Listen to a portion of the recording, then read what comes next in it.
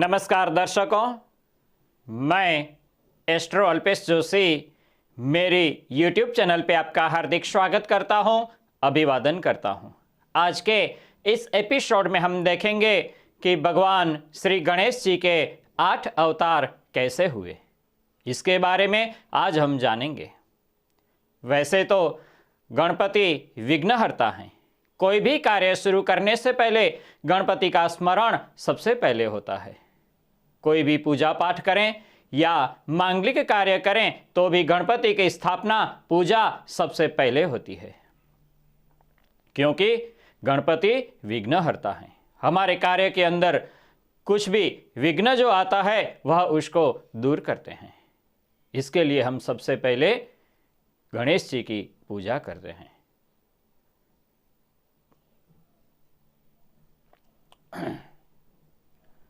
वक्रतुंड महाकाय सूर्यकोटि समप्रभ निर्विघ्नं कुरु मे देव सर्वकार्येषु सर्वदा। यह मंत्र बोल के हम कार्य शुरू करते हैं। भगवान श्री गणेश के 8 अवतार की कथा मैं आज आपको कहता हूं। यह अवतार कौन कौन से हैं और उनकी कथा क्या है। अन्य सभी देवताओं के समान गणेश भगवान भी आसुरी शक्तियों के विनाश के लिए विभिन्न अवतार लिए। श्री गणेश के इन अवतारों का वर्णन गणेश पुराण, मुद्रल पुराण, गणेश अंक आदि ग्रंथों में मिलता है। तो जानिए श्री गणेश के अवतारों के बारे में। अष्टविनायक कहते हैं ना, 8 अवतार हैं इनके। उसमें सबसे पहले वक्रतुंड। वक्रतुंड का अवतार राक्षस मत्सरासुर के दमन के लिए हुआ था। मत्सरासुर शिव भक्त था और उसने शिव की उपासना करके वरदान पा लिया था कि उसे किसी से भय ना लगे। मत्सरासुर ने देवगुरु शुक्राचार्य की आज्ञा से देवताओं को प्रताड़ित करना शुरू कर दिया था। उसके 2 पुत्र भी थे, एक सुंदर प्रिय और दूसरा विषय प्रिय। ये दोनों भी बहुत अत्याचारी थे। सारे देवता शिव की शरण में पहुंच गए। शिव ने उन्होंने आश्वासन दिया कि वे गणेश का आह्वान करें। गणपति वक्रतुंड अवतार के आह्वान करेंगे तो वह वक्रतुंड अवतार लेकर आएंगे। देवताओं ने आराधना की और गणपति ने वक्रतुंड अवतार लिया। वक्रतुंड भगवान ने मत्सरासुर के दोनों पुत्रों का संहार किया और मत्सरासुर को भी पराजित कर दिया। वही मत्सरासुर कालांतर में गणपति का भक्त हो गया। दूसरा अवतार एकदंत। महर्षि च्यवन ने अपने तपोबल से मद की रचना की। च्यवन का पुत्र कहलाया मद ने दैत्यों के गुरु शुक्राचार्य से दीक्षा ली। शुक्राचार्य ने उसे हर तरह की विद्या में निपुण बनाया। शिक्षा होने पर उसने देवताओं का विरोध शुरू कर दिया। सारे देवता उससे प्रताड़ित रहने लगे। मद इतना शक्तिशाली हो चुका था कि उसने भगवान शिव को भी पराजित कर दिया। सारे देवताओं ने मिलकर गणपति की आराधना की। तब भगवान गणेश एक दंत रूप में प्रकट हुए। उनकी 4 भुजाएं थी, एक दांत था, पेट बड़ा था और उनका सिर हाथी के समान था। उनके हाथ में पाश, परशु और एक खिला हुआ कमल था। एक दंत ने देवताओं को अभय वरदान दिया और मदासुर को युद्ध में पराजित किया। तीसरा अवतार महोदर। जब कार्तिकेय ने तारकासुर का वध कर दिया तो दैत्य गुरु शुक्राचार्य ने मोहासुर नाम के दैत्य को संस्कार देकर देवताओं के खिलाफ खड़ा किया। मोहासुर से मुक्ति के लिए देवताओं ने गणेश जी की उपासना की। तब गणेश ने महोदर अवतार लिया। महोदर का उदर अर्थ यानी कि पेट बहुत ही बड़ा।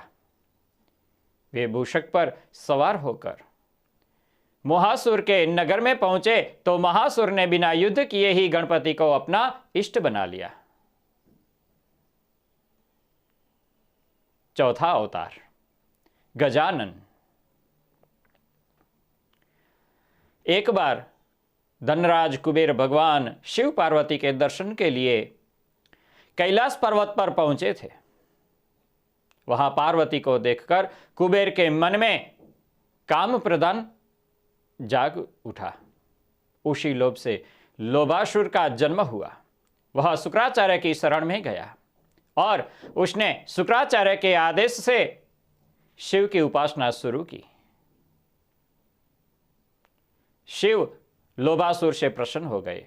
उन्होंने उसे सबसे निर्भय होने का वरदान दिया।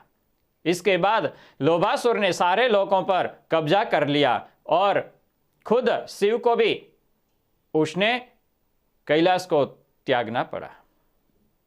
तब देवगुरु ने सारे देवताओं को गणेश की उपासना करने की सलाह दी और सभी देवता मिलके गणेश जी की उपासना करने लगे।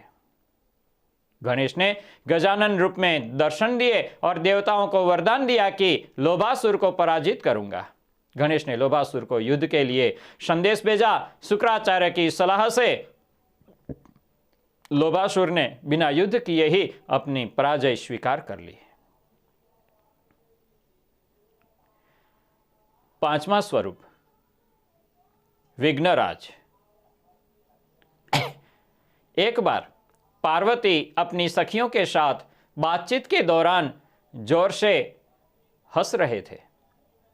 उनसी हंसी से एक विशाल पुरुष की उत्पत्ति हुई।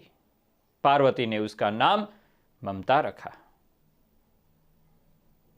वह माता पार्वती से मिलने के लिए वन में आया था और वहां वह तप के लिए चला गया। वहीं उसकी मुलाकात शंबरासुर से हुई। शंबरासुर ने उसे कई आसुरी शक्तियां सिखा दी। उसने मम को गणेश की उपासना करने को कहा। मम ने गणपति को प्रसन्न कर दिया और ब्रह्मांड का राज मांग लिया। शंबर ने उसका विवाह अपनी पुत्री मोहिनी से कर दिया और शुक्राचार्य ने मम के तप के बारे में सुना तो उसे दैत्यराज के पद पर विभूषित कर दिया। ममासुर ने भी अत्याचार शुरू कर दिए और सारे देवताओं के बंदी बनाकर कारागार में डाल दिया गया। तब देवताओं ने गणेश जी की उपासना शुरू की और गणेश विघ्नराज के रूप में अवतरित हुए और उन्होंने ममासुर का मान मर्दन कर दिया और देवताओं को छुड़ा लिया। छठा अवतार लंबोदर। समुद्र मंथन के समय भगवान विष्णु ने जब मोहिनी रूप धरा तो शिव उन पर काम मोहित हो गए। उनका शुक्र स्वखलित हुआ जिससे एक काले रंग के दैत्य की उत्पत्ति हुई। इस दैत्य का नाम क्रोधासुर था। क्रोधासुर ने सूर्य की उपासना करके उसने ब्रह्मांड विजय का वरदान प्राप्त कर लिया। क्रोधासुर के इस वरदान के कारण सारे देवता भयभीत हो गए। वह युद्ध करने के लिए निकल पड़ा। तब गणपति ने लंबोदर रूप धारण करके उसे रोक लिया और क्रोधासुर को समझाया और उसे ये आभास दिलाया कि वो संसार से में कभी भी अजय योद्धा नहीं हो सकता। क्रोधासुर ने अपना विजयी अभियान रोक दिया और सब छोड़कर पाताल लोक में वापस वह चला गया। सातवां अवतार विकट। भगवान विष्णु ने जलंधर के विनाश के लिए उसकी पत्नी वृंदा का सतीत्व भंग किया था। उससे एक दैत्य उत्पन्न हुआ। उसका नाम था कामासुर। कामासुर ने शिव की आराधना करके त्रिलोक विजय का वरदान पा लिया। उसके बाद उसने अन्य दैत्यों की तरह देवताओं पर अत्याचार शुरू कर दिया। तब सारे देवताओं ने भगवान गणेश की उपासना की, गणेश का ध्यान किया और तब भगवान गणपति ने विकट रूप में अवतार धारण किया। विकट रूप में भगवान मोर पर विराजित होकर अवतरित हुए। उन्होंने देवताओं को अभय वरदान देकर कामासुर को पराजित किया। फिर 8वां अवतार धूम्रवर्ण। एक बार भगवान ब्रह्मा ने सूर्य को कर्म राज्य का स्वामी नियुक्त कर दिया। राजा बनते ही सूर्य को अभिमान हो गया। उन्हें एक बार छींक आ गई और उस छींक से एक दैत्य की उत्पत्ति हुई। उसका नाम अहम था। वो शुक्राचार्य के समीप गया और उन्हें गुरु बना लिया।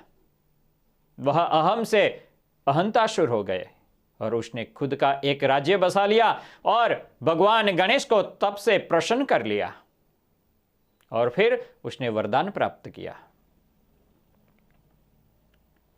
उसने भी बहुत सारा देवताओं के ऊपर अत्याचार शुरू कर दिया और अनाचार फैला दिया। तब गणेश ने धूम्रवर्ण के रूप में अवतार लिया और उनका वर्ण धुएं जैसा था। वे विकराल थे। उनके हाथ में भीषण पास था जिससे बहुत ज्वालाएं निकलती थी और धूम्रवर्ण ने हंतासुर का वध किया और सभी देवताओं को शांति प्राप्त हुई। इसलिए कोई भी कार्य शुरू करने से पहले गणपति जी की पूजा होती है। वो विघ्नहर्ता है। आपके कार्य के अंदर जो भी विघ्न आएंगे वह विघ्न न आए उसके लिए गणपति जी की पूजा अवश्य जरूरी है। आप स्वस्थ रहिए, तंदुरुस्त रहिए, अपना और अपनों का ध्यान रखें। जय ज्योतिष। दर्शकों, अगर आप अपनी कुंडली दिखाना चाहते हैं तो संपर्क करें, या घर का, ऑफिस का या फैक्ट्री का वास्तु विजिट करवाना चाहते हैं तो संपर्क करें हमसे, या आप पूजा पाठ करवाना चाहते हैं तो हमसे निम्न पते पर संपर्क करें। For appointment 9099920067 astro Alpesh. हमारा पता मारुति नंदन ज्योतिष कार्यालय, plot number 90, tenement number 3, 8B Subhash Nagar, Gandhidham, Kutch, Gujarat. Mobile number 9099920067 astro Alpesh.